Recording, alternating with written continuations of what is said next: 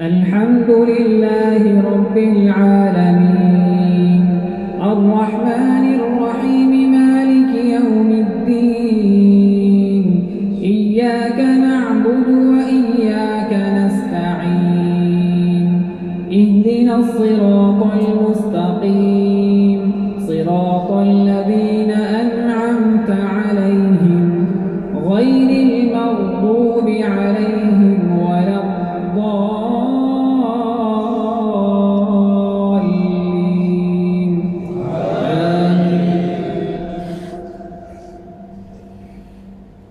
إنا نحن نزلنا عليك القرآن تنزيلا فاصبر لحكم ربك ولا تطع منهم آثما أو كفورا واذكر اسم ربك بكرة وأصيلا ومن الليل فاسجد له وسبحه ليلا طويلا